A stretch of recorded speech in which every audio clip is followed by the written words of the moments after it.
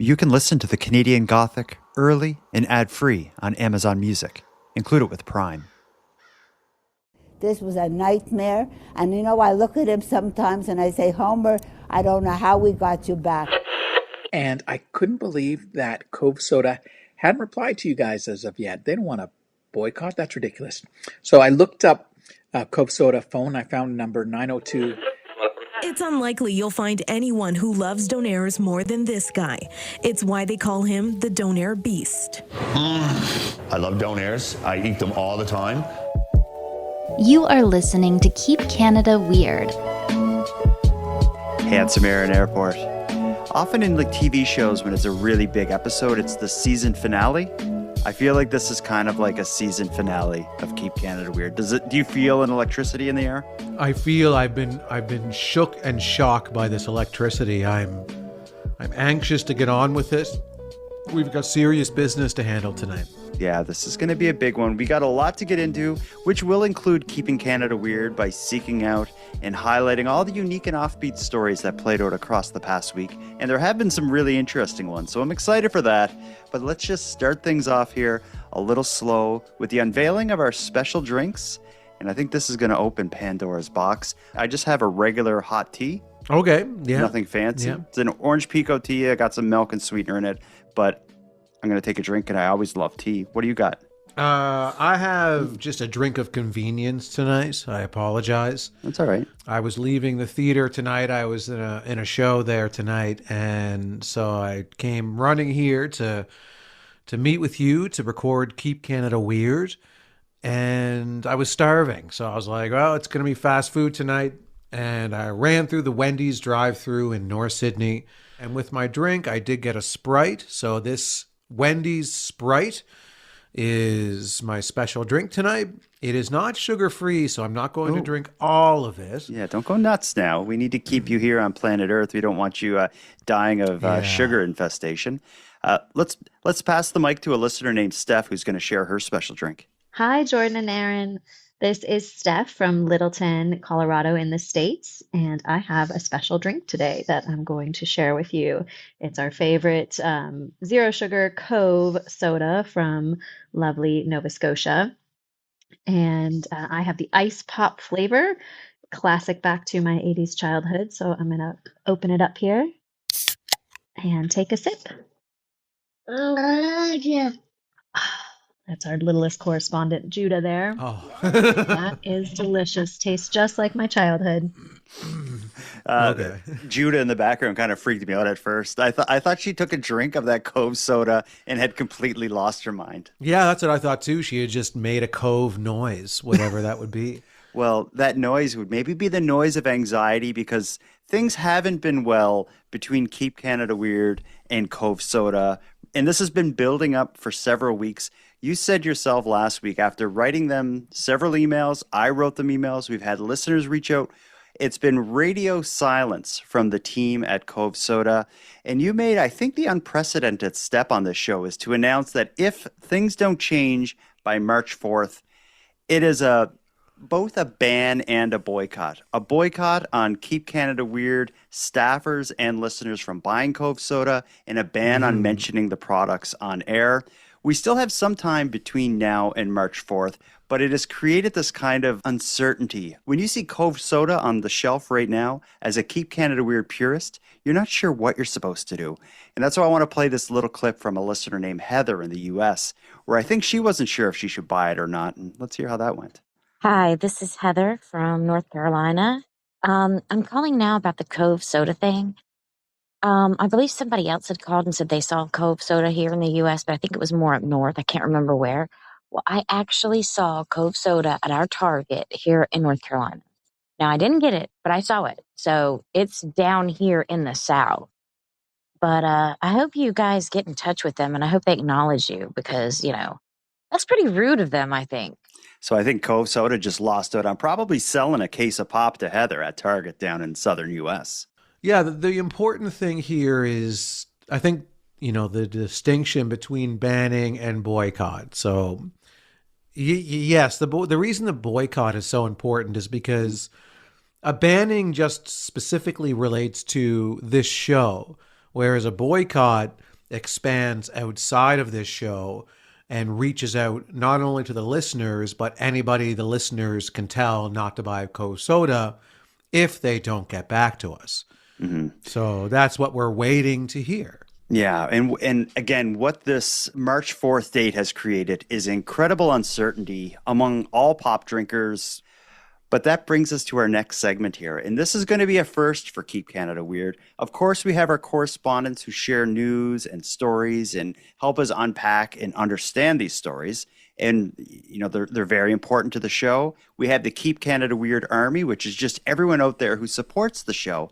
But we're going to now create a new level of supporter. We are going to have two correspondents who will ascend to knighthood due to their incredible act of loyalty and perseverance and support for all things Keep Canada Weird. Are you ready for me to begin the presentation? Yeah, I've got a sword here because when you're knighted, you know, you get the sword on your shoulders there or whatever the ritual is. So I do have a full sword here. You suggested it may be a good idea for more listeners to reach out to Cove and try to make something happen. Let me introduce you to our first knight of the Keep Canada Weird Army, Mr. Todd Scott.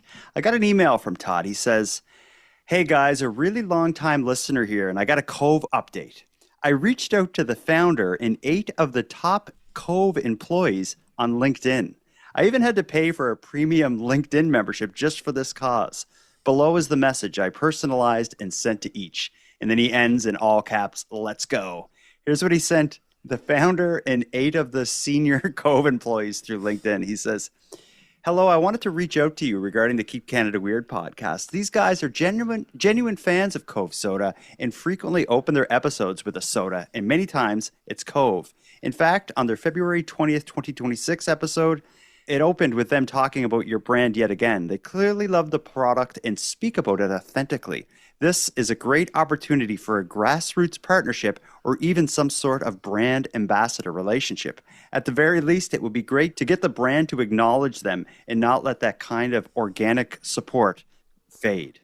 And then he ends with, "I'm just a fan of the show from Tennessee. I have no connection to them, but it's a genuine, but they're genuine, and love and outreach of Cove Soda is what the world needs more of. Take a look." And then he gives them the URL for our most recent episode.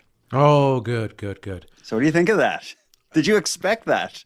I was hoping for someone to step up out there and really go to bat for us and the Keep Canada Weird Army and everyone who's been listening to this drama building between us and Cove Soda. So yeah, Todd went above and beyond here, deserves the knighthood that they are receiving. And will you put the sword to Knight Todd's shoulders? Here you go. I am now to the left shoulder and to the right shoulder. I don't know if there's supposed to be a certain order, but that's the order I'm choosing. And yeah, welcome to the knighthood of Keep Canada Weird. Todd, thank you. Now let me introduce you to a listener named Sean. Sean sent in a voicemail to tell us about his advocacy work.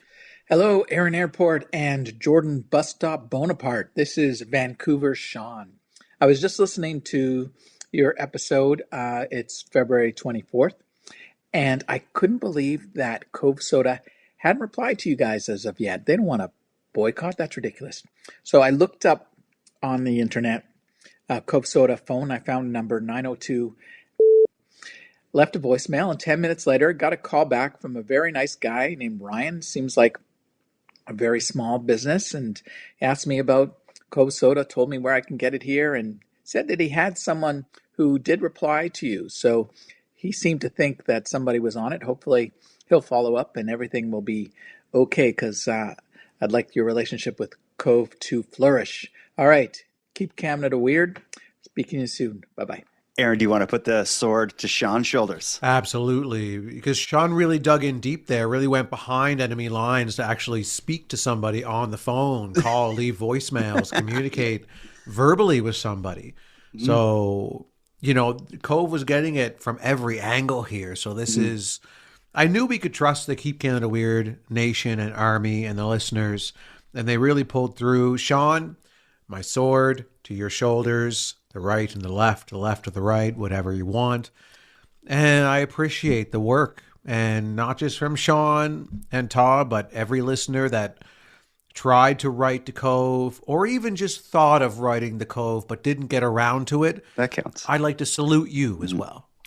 Sean and Todd, we're proud to have you as the first knights in the Keep Canada Weird Army.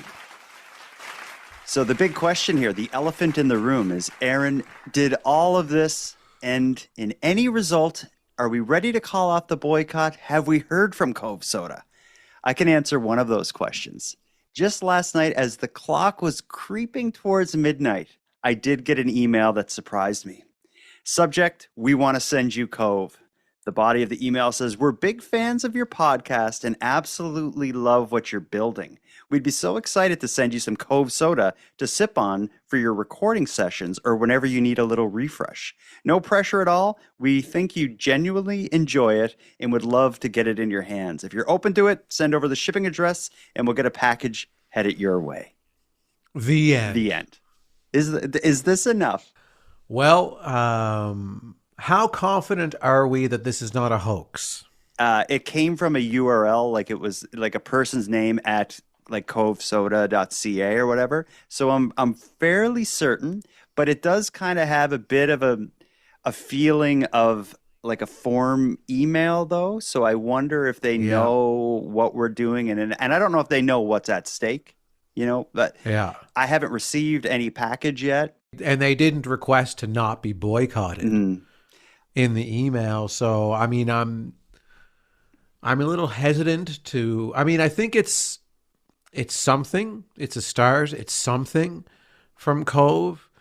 But after the damage that has been done, am I going to call off the boycott? I have an idea for you. Actually, a correspondent named Lilovich has an idea for you. Hi, Jordan and Aaron. I was just listening to the latest episode and the talk about banning or boycotting of Cove Soda because they have not reached out, and that you're going to give them another 2 weeks till the 4th of March to respond before the official banning takes place. And I was thinking to myself, I totally understand this thinking, but wouldn't it be great to extend that to the 15th of March? So then, therefore, you could say to the Cove Soda, beware the Ides of March. Anyway, love the show. Thanks. Anything you want to say to Cove Soda, Aaron? Certainly there are times where I feel like with my relationship with Cove Soda, our relationship is a lot like Julius Caesar and Brutus. So where Cove is Brutus and they stab us in the back. Yeah, because you were enjoying drinking it. You sent the email. Then the next morning when you looked and you didn't get a response, you're like, tu, Brute. tu, Cove Soda. So tell them, are you? Well, can we extend this to the Ides of March? That'll give time for this package to arrive. We'll see if this is a hoax or not. No, I can't say that it should be extended.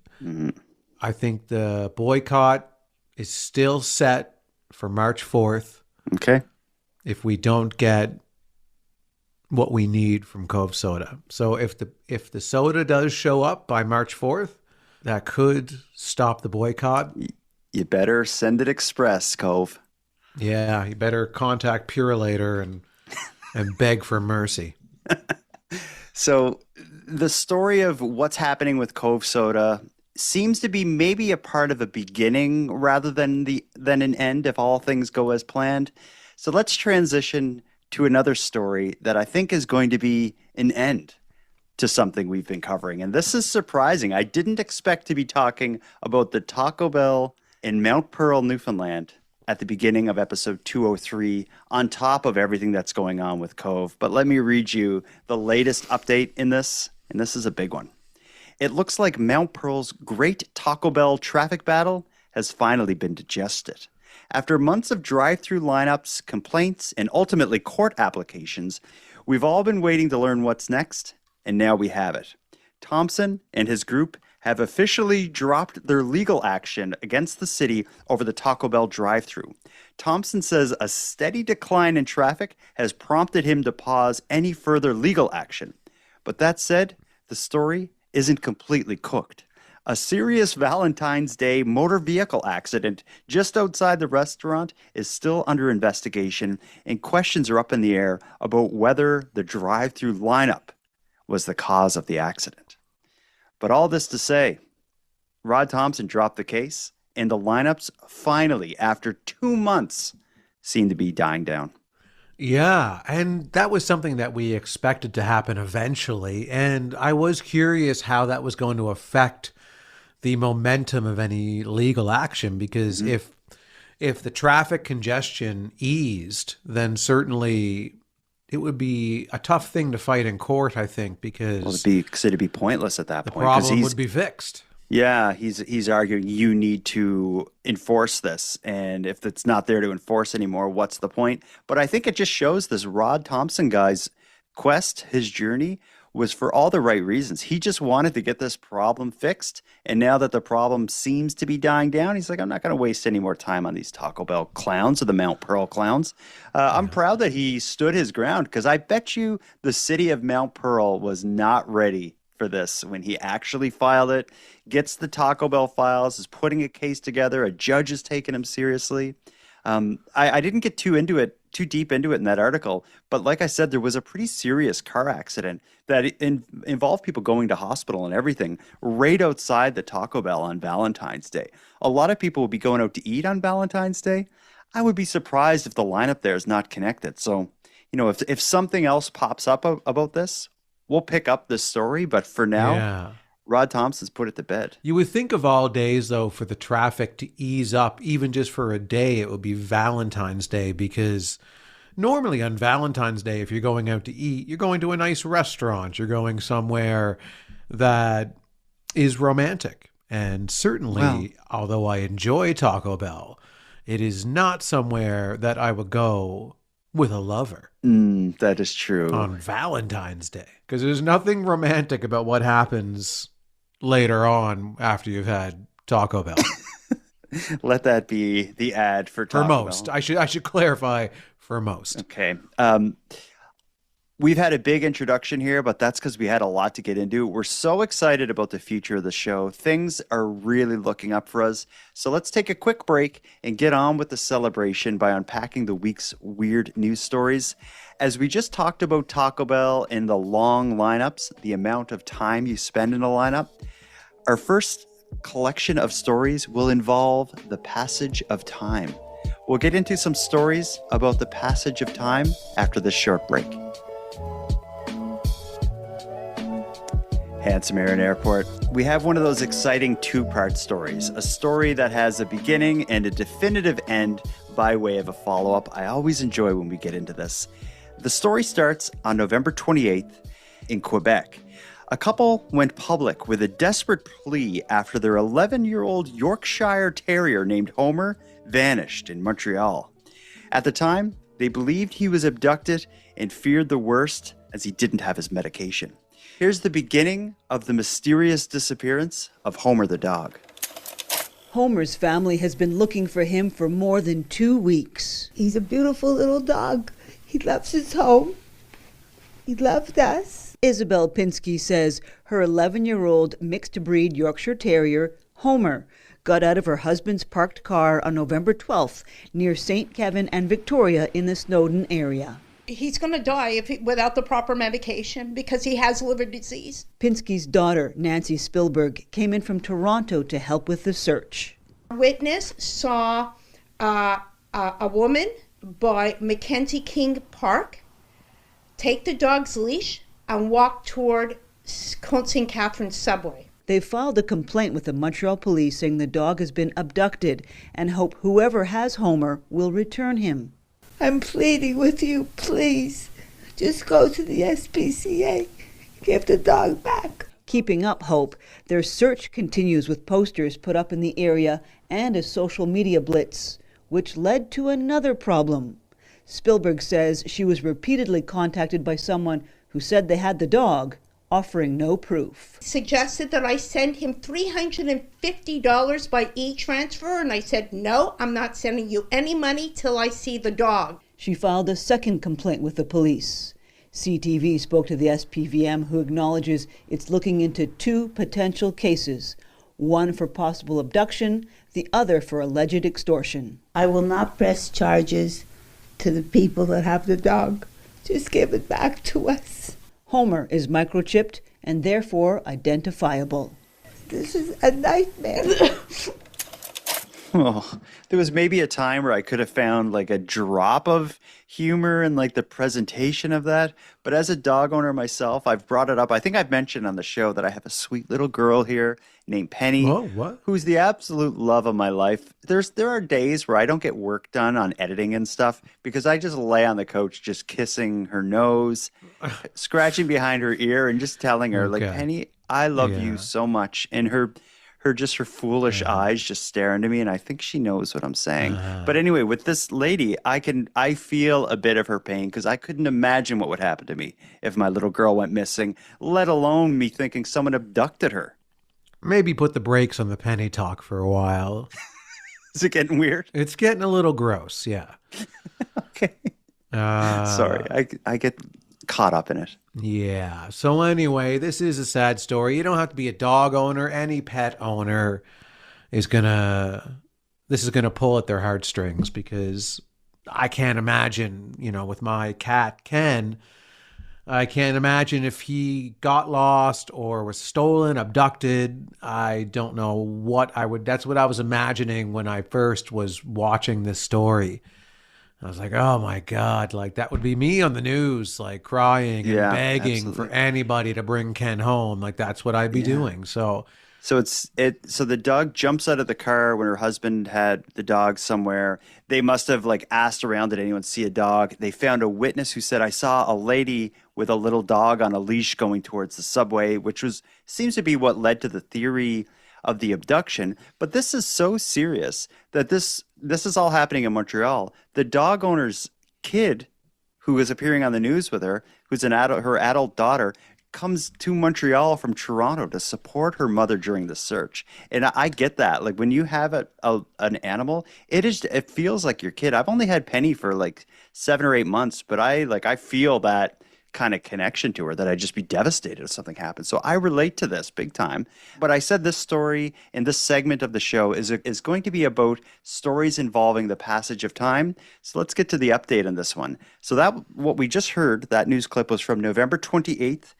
80 days later, almost to the day, we had the update that we've all been waiting for. This was a nightmare. And I look at him sometimes and I say, Homer, I don't know how we got you back. It's a mystery that's being described as unbelievable. After 80 long days. You look happy. I'm thrilled. Homer, the 11-year-old Yorkshire Terrier mix, is back in the loving arms of his owner, Isabel Pinsky. He came home, he was scared, he was shivering. Homer was first reported missing in November. According to the owners, the pup managed to escape their custody in the Snowdon area. That's where Pinsky claims the dog was abducted.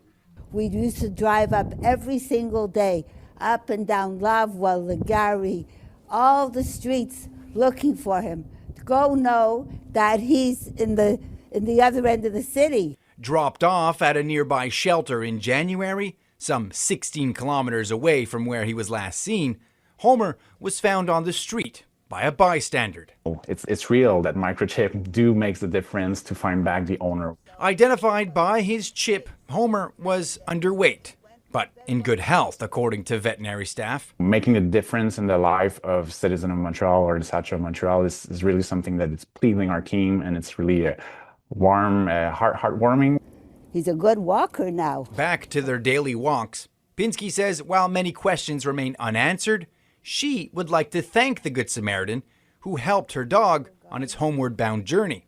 I have to meet with that person because they saved his life. As for Homer, after his stressful adventure, he's on his way to the groomer for a much-needed spa day.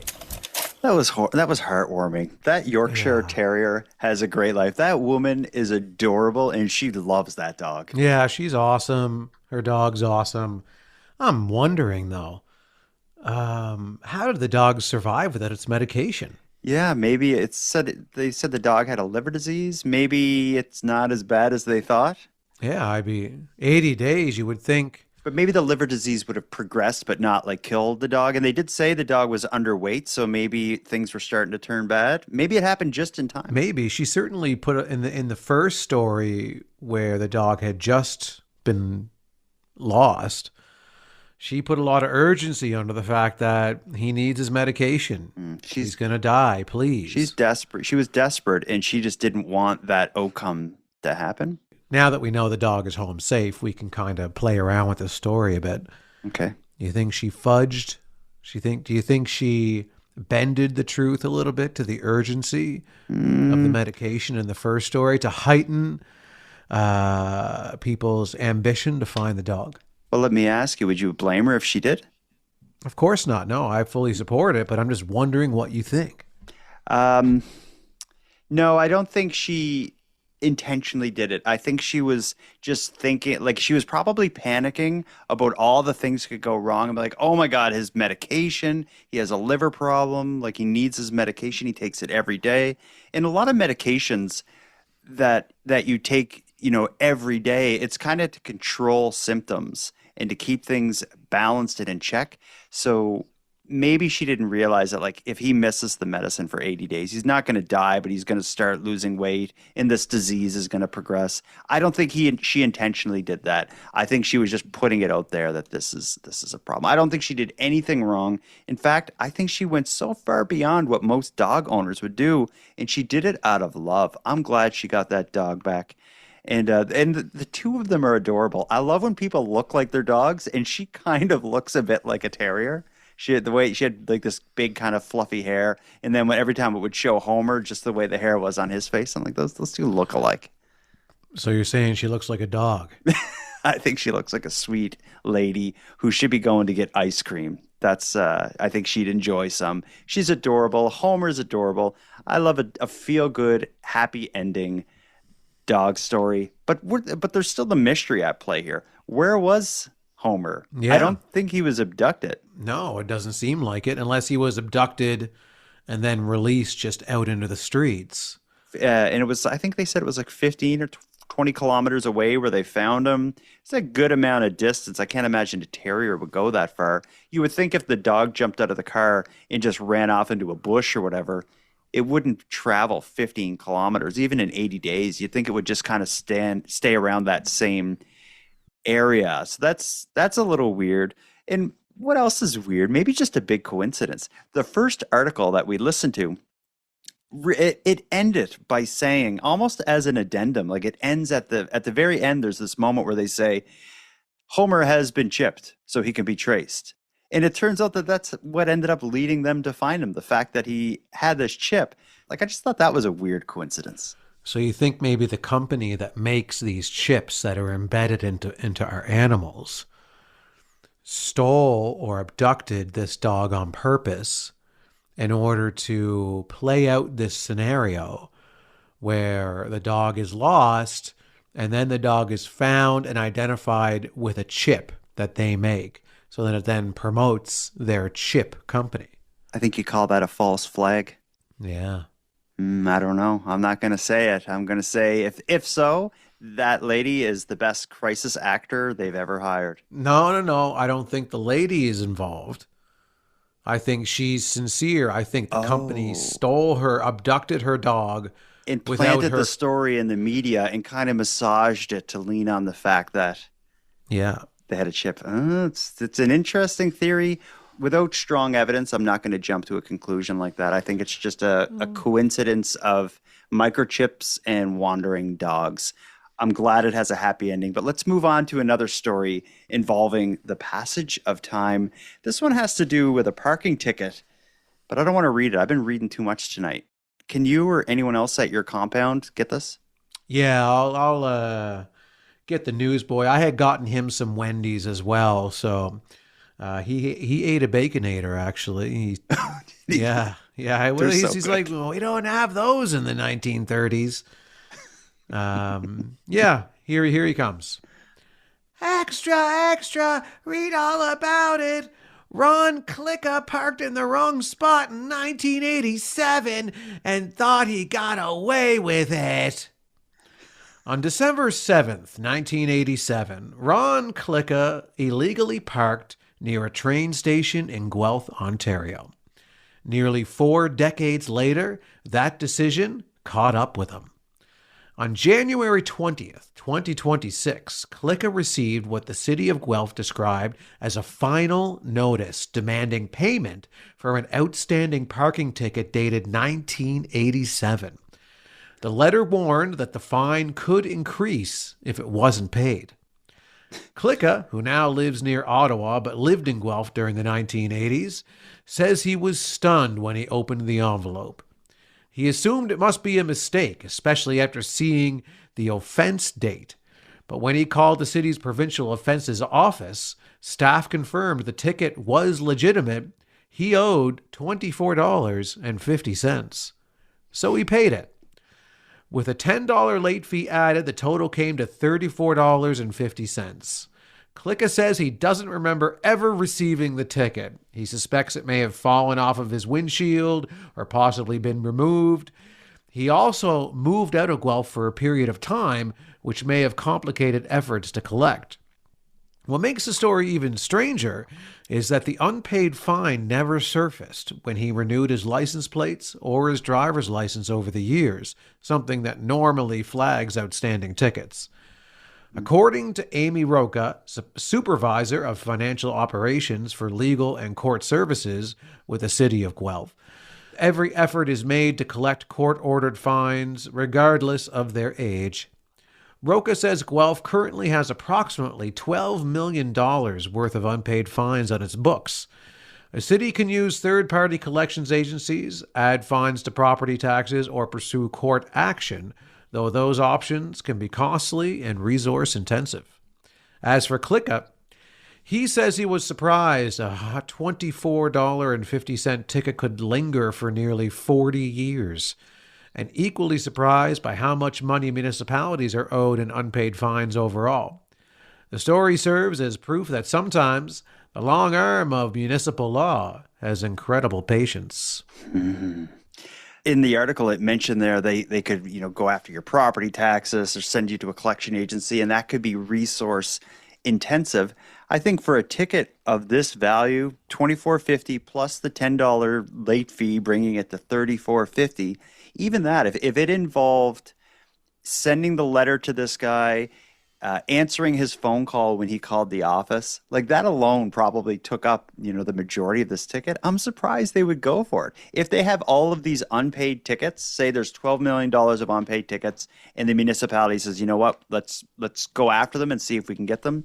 You'd think they'd start with the people who owe hundreds or thousands of dollars, not the $34 ticket. It's just not worth anybody's time. Well, yeah, it's probably just a system is just generating these letters, generating these responses, sending them out. I don't think the system is really caring if one is $24 or one is $1,000. So, yeah.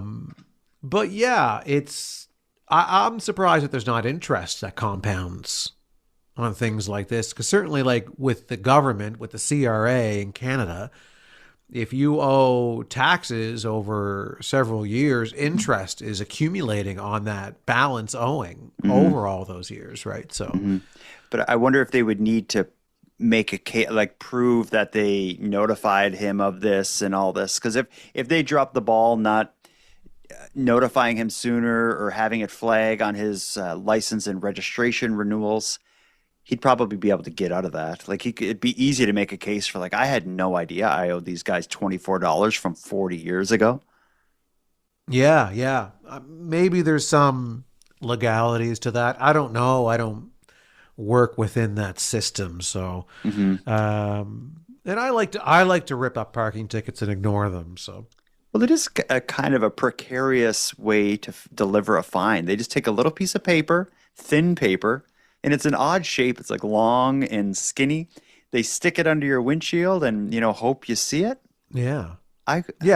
You need to look me dead in the eyes when you're issuing a fine to me. I've never gotten a parking ticket in my life. I did. Yeah. In Halifax, I parked what this parking officer deemed as a little too over the edge into into a bus, Oh. lane thing, where the bus pulls over and Yeah.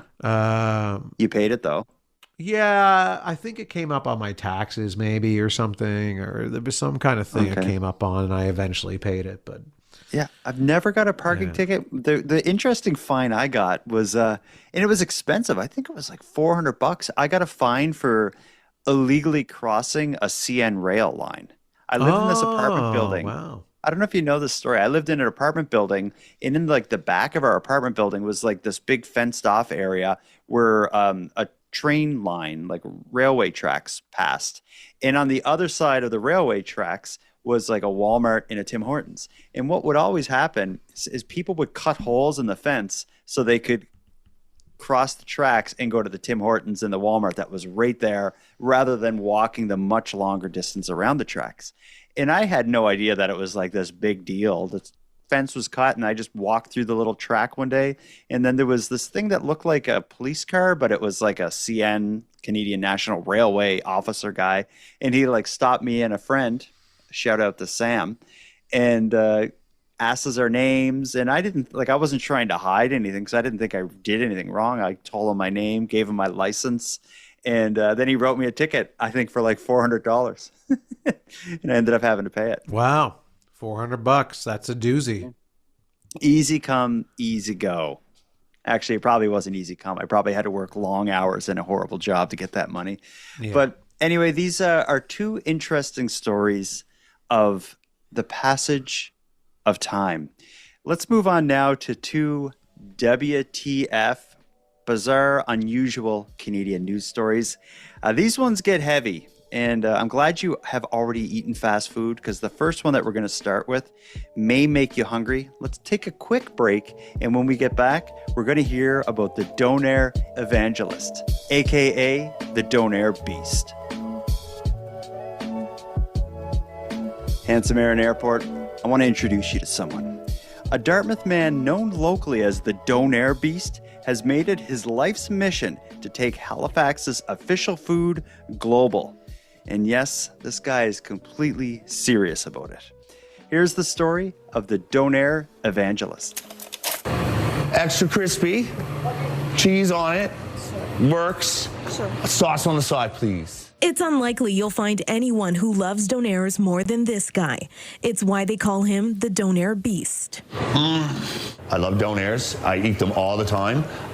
And I think Donairs should have a world platform. You got to add some sauce. Lots of sauce. Don't be scared. He's had about 5,000 Donairs in his lifetime and has made it his mission to get even the toughest food critics on the Donair train. They are what's known as a wet sandwich. I know it doesn't sound the most, the best, but they are actually delicious. There's nothing better than a Donair at 2 a.m. After you've had a couple beers, especially in Dartmouth or Halifax. He wants the world to know about Halifax's iconic dish, starring in his own Donair documentary set to be released next year.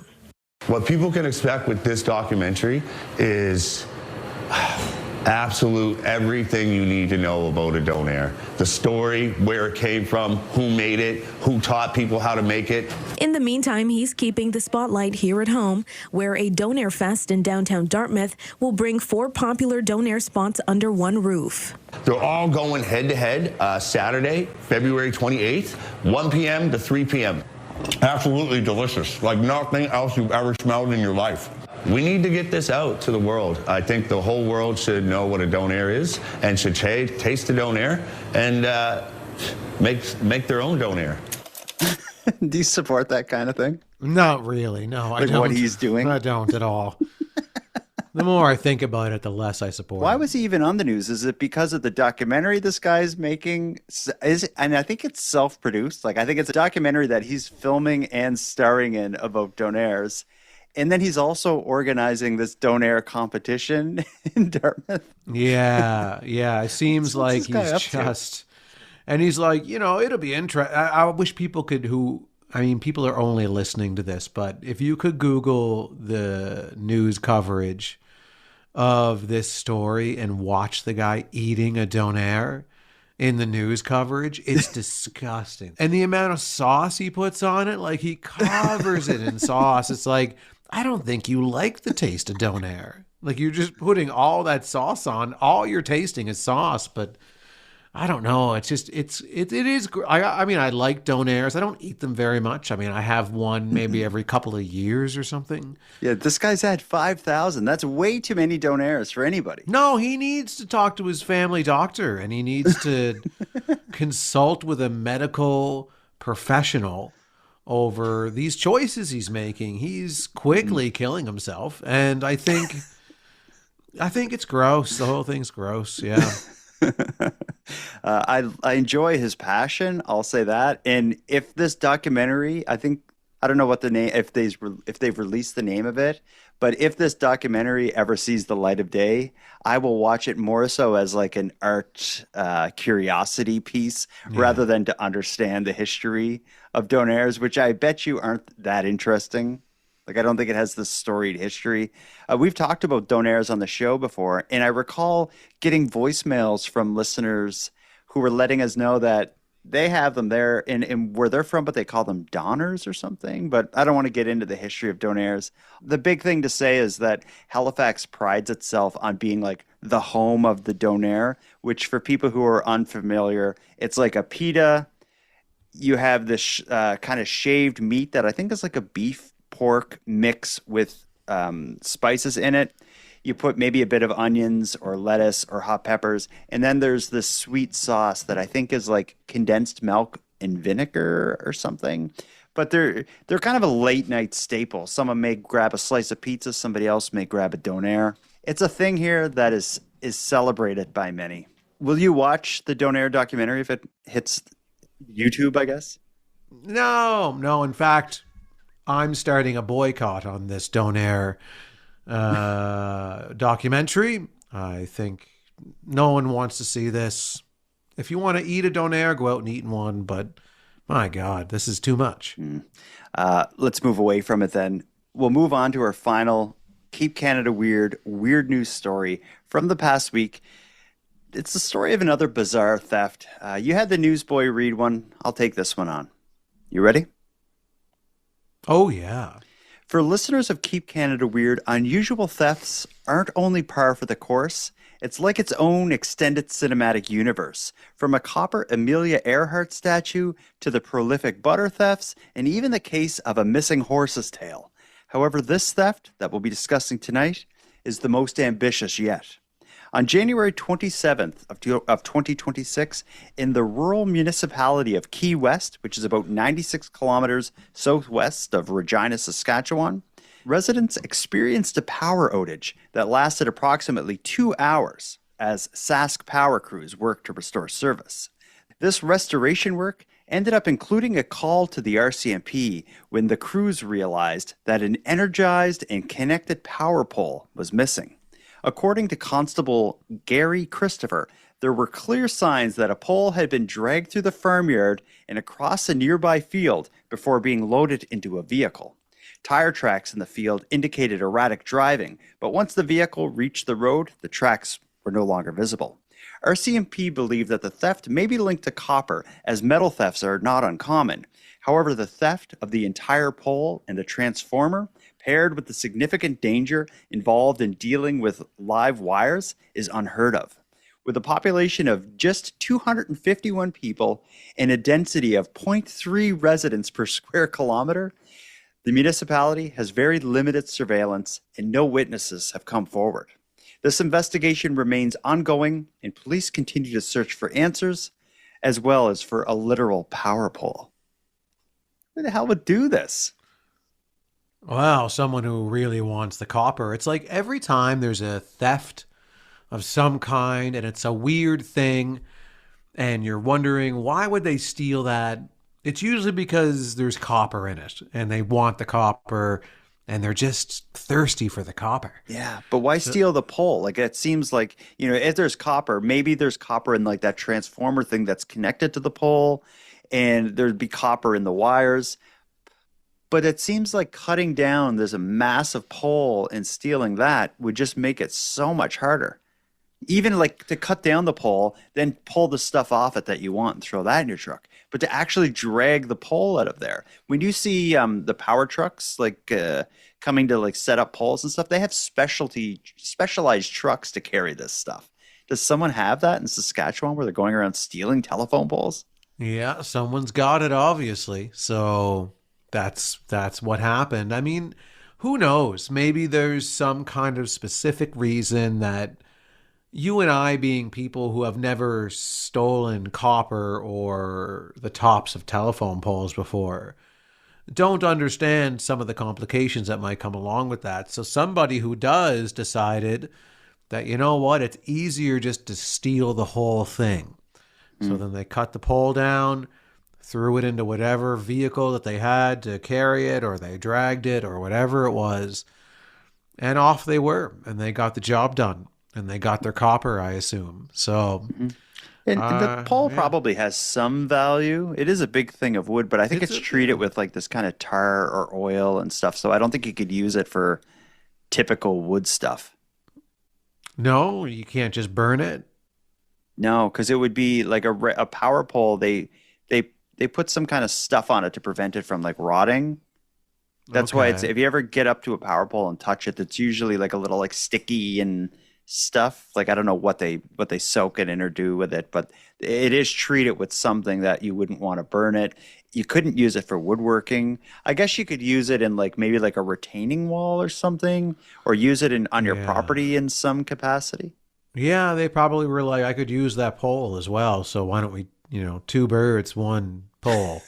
It is a weird theft, though. And it is, as I said in reading the article, the theft of unusual stuff in Canada, in the way we covered on the show, it's almost like its own cinematic universe. Like we keep hearing of some bizarre theft that just tops the one we talked about prior. Can you think of any that I missed? So we had the theft of butter, the Amelia Earhart statue, the horse's tail that was cut. We have the pole now. Can you think of any others? Because I know there's been a The ton. butter tarts. Oh yes, they broke into the restaurant, stole the butter tarts It after was hours. the bakery. They were walking by at 3 o'clock in the morning, and Yeah, good memory. That's probably going back about 100 episodes. that's going back maybe more than that. Actually, that's an early one. That's one that I always enjoyed. Yeah, that was a good one. But let's go back to something else. We don't have to go back that far. Let's go back to episode 202. We heard the story about the Oshawa Generals hockey team who ended up who first sent an email to all the season tickets holders asking them to get showers before coming to the arena. There was some pushback or blowback or whatever we want to call it, and that led to them apologizing. We have a listener named Alicia who wants to weigh in on the stinky hockey fans story because Alicia used to work at a gym and she's kind of experienced things like this before. Hi, Jordan and Aaron, or as we refer to in my house, the Buys. It's your Alberta correspondent, Alicia here. I'm just listening to the new episode and about the whole hockey email smelly situation, and it brought me right back to a memory that I completely forgot about. Years ago, I mean, maybe like 14, 13 years ago when I was young, I worked at a gym. Like worked at a desk, like, checking people in when they come in, that kind of thing, selling memberships. There was a guy who would come in and the body odor was the worst I've ever smelled in my life. To the point like other customers would come up and complain. Us as staff were like, what the hell are we going to do? And I remember we talked to the owner about it, like basically like saying like something's got to be done. Like your other customers are complaining, and she refused to do anything about it. And I really felt at the time in that case, like, maybe you could send a letter kind of like these guys sent a letter, but to him only, and he would just think everybody who had a membership got one. But what I find really strange about this story is how it's arena full of people. Like, this is not a one person issue. That makes me wonder, like, how bad was the smell, and was it even coming from a person? I don't know, but it sounds super bizarre, and I would also find it really strange getting that letter. But yeah, anyway, That's my 2 cents. I like the idea of sending a letter just to the stinky guy, but writing it as if it went to everyone in the gym. Yeah. But she's right as to why the hockey arena is different, is because it is going out to everybody, leading us to believe that there's more than one person who stinks in this arena. Which I think says more about Oshawa in general than it does to any specific person that was there. Those are your words, not mine. I am certainly not insinuating that the entire town of Oshawa reeks like the sulfur depths of hell. Like a rotten Donair. Yeah. Like that guy's apartment probably smells like after he's done editing his Donair documentary. I don't even want to think about that. We've gone through a lot tonight. We had some great weird news stories. We put the bow on the Taco Bell Mount Pearl, Newfoundland story, and we have blown the doors wide open on Cove Soda Gate. Is there anything else we should do tonight, or is this more than people bargained for? People got more than they bargained for tonight. Let's shut it down. We've jam-packed it tonight. This is the Baconator of Keep Canada Weird episodes. Handsome Aaron Airport, until next time. Jordan, bus stop, backhoe, Bonaparte, until next time. Let's watch as the clock ticks for Cove Soda. I'll be checking the Keep Canada Weird mailbox every morning for a package, and as soon as it shows up, if it shows up, I will call you, and I'll be an exasperated, excited mess, and I can't wait to make that call. And Jordan, until next time, Cove Soda, check yourself before you wreck yourself. No one has to lose any jobs over this. I don't want Cove Soda to fall. Come correct, Cove Soda. Come correct.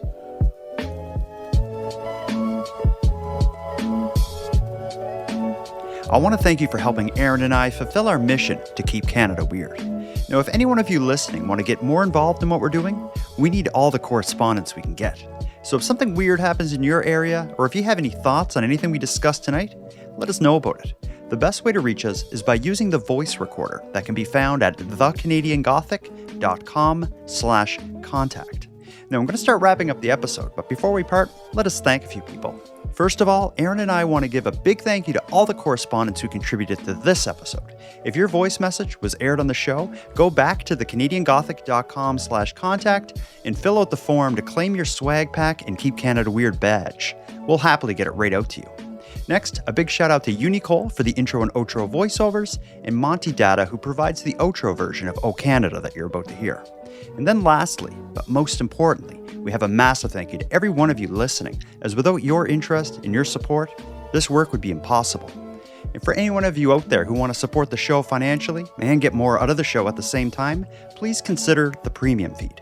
A premium feed subscription costs just a couple bucks a month, and that money will fund the creation of new episodes, but the premium feed will also give you those episodes early, give them to you ad-free, and give you access to a full back catalog of Keep Canada Weird episodes and bonuses.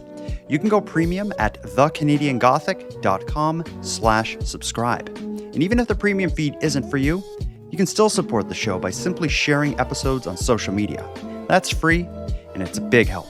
So until next time, take care of each other, hug your loved ones tight, and please keep Canada weird. And keep Canada weird. Please keep Canada weird.